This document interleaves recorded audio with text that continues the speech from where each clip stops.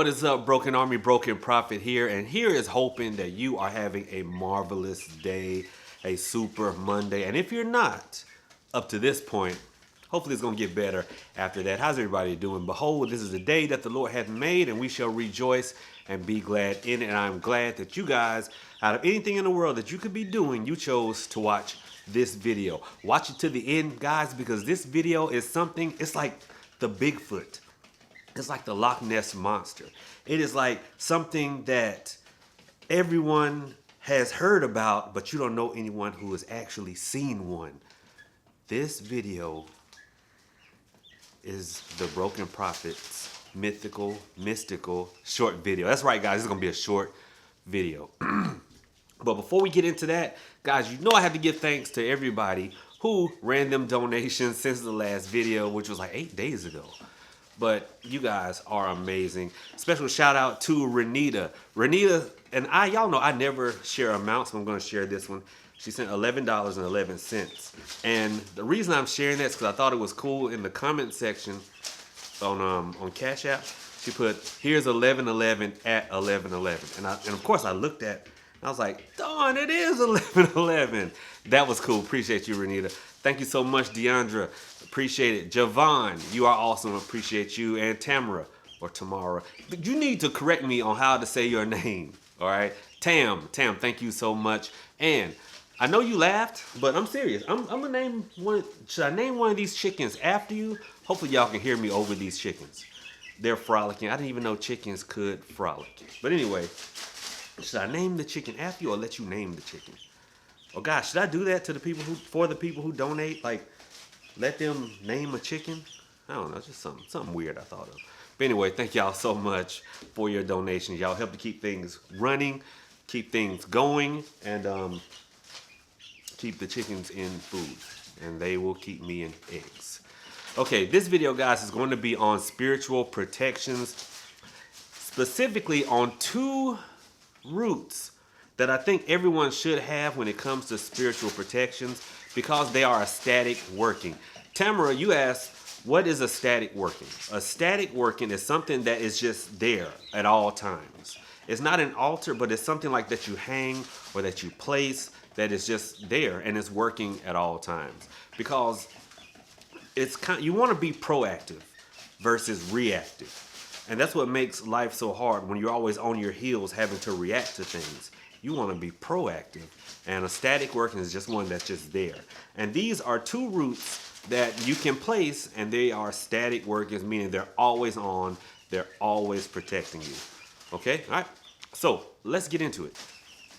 Okay, let's get into these 2 roots. So I got sidetracked. I don't know if I mentioned it, but the reason I did this video, well, there's 2 reasons. One, I haven't officially opened my home back up yet for in-person like readings or workings, and I don't know if I will. It's just, you know, it seems like there's always something, one germ after the other and stuff like that. But also, some of y'all, for instance, I had this lady text me on the text line and go, Prophet, I'm in Georgia, and I came down here just to meet you. Where are you? I'm like, who does that? Like, who does that? I remember there was one time, it was at my old place, I just mentioned on a video that I was thinking about having a meetup that upcoming weekend, and I'm just chilling, and there was a knock at the door, and there was this lady there. And she turned out to be awesome, and, you know, went out and showed her a few things, but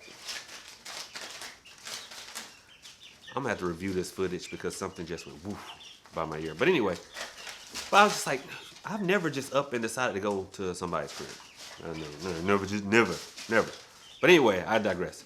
But the lady who came in person, she did have some negative workings placed on her. And so we did something to take it off of her.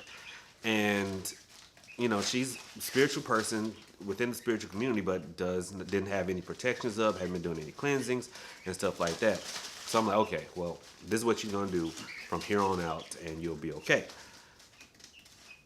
The The other reason is because there was this other person who said, Prophet, all you do are love work videos. Why do you do so many love work videos? Really? Why do I do love work videos? Have you not checked your calendar? I know I'm pointing to my watch. It's a calendar on there. Cuffing season is almost upon us. But no, you had a point, So here is something else that I feel you guys will get value from, and it is protection. The very first, because I got them in my pocket here, the very first one that I think everyone should have, if I can get it out of my pocket, is the devil nut. If it'll focus, there we go. The devil nut. Now, the devil nut is good because not only can you place it above the door, up there, but you can also place it in a mojo bag as a protection against harm and against evil. Much like devil's shoestring.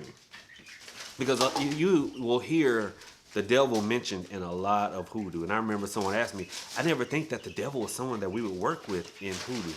We do, but in the African sense, not the Christian sense. Follow me. In African cosmology, there is no devil. There are trickster spirits. And when you hear, old Southern folk stories about old man Splitfoot, the devil, it's always him being bested, and it's always him trying to trick someone, right? So he's petitioned and worked with that way. Not to trick anyone, but to keep him from tricking you. So devil's shoestring, the lore behind devil's shoestring root is that, well, you know what happens if you walk around with your shoelaces untied, you're liable to trip. So devil's shoestring is used to trip the devil up so he's not able to come in and cause harm or mischief in your life. This root is the same way. I don't know if you guys have ever watched Cops and they throw those spike strips out and, people's tires blow out and they spin out and crash and then next thing you know, they suing. But this is the same thing. It impels negative energy that comes towards you and it repels it. Impales and repels. It gets stuck on it. Impales and then repels. Because think about, if you step on this thing, you're going to hop and go back where you came from. Like, I don't want to step on no more of that. The same type of energy. And you activate it by dressing it. By dressing, I mean you just apply a little bit of uncrossing oil or devil run oil. It's still uncrossing oil, just with a fancy name. And then you can either place it above your door, just like that, up there. Or you can put it in a mojo bag to carry around with you for protection. All right?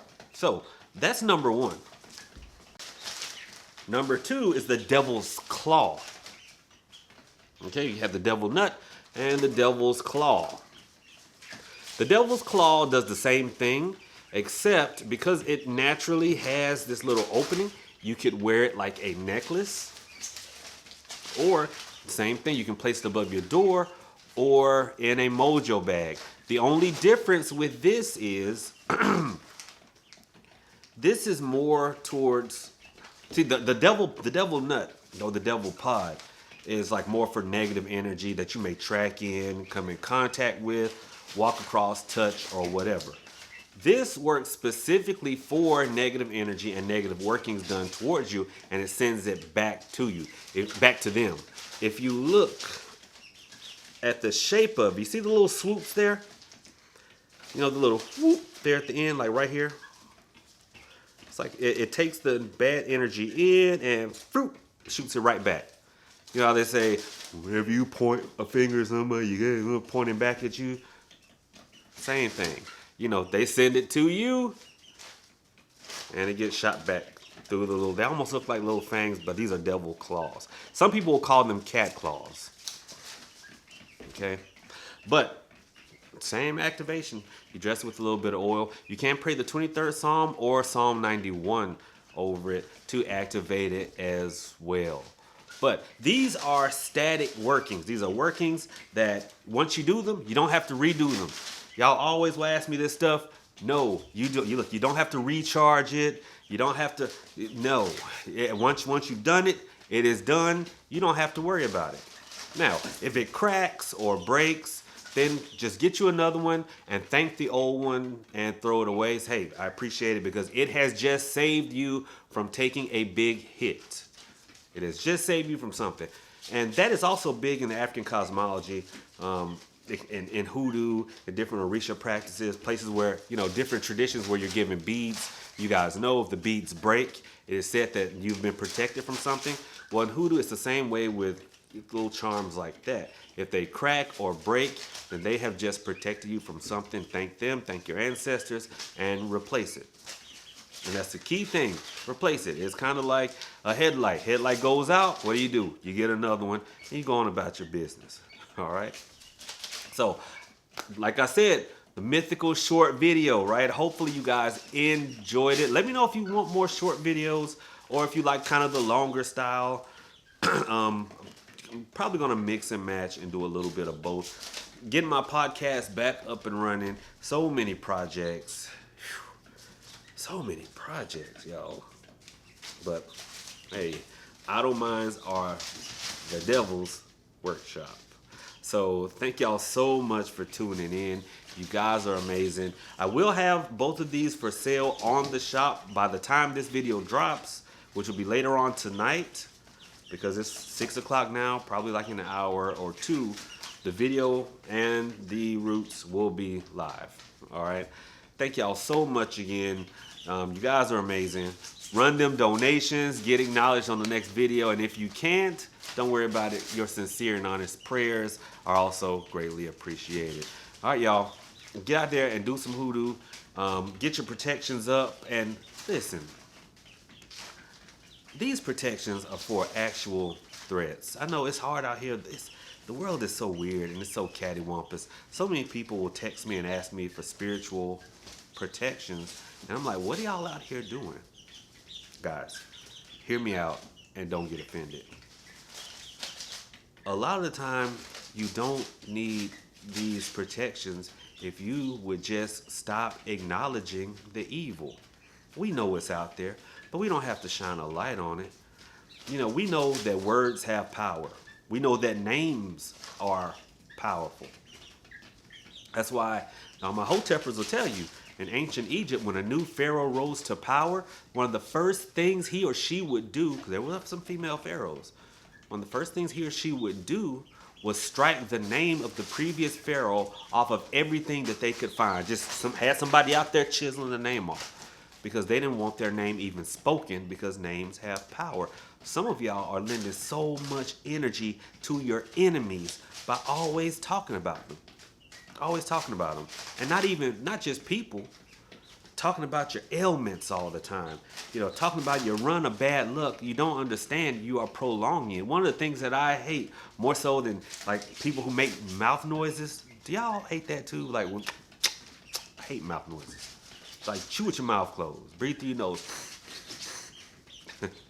But one thing I hate is when people are always just negative. Like this guy I told y'all about all the time, Bad News Ricky.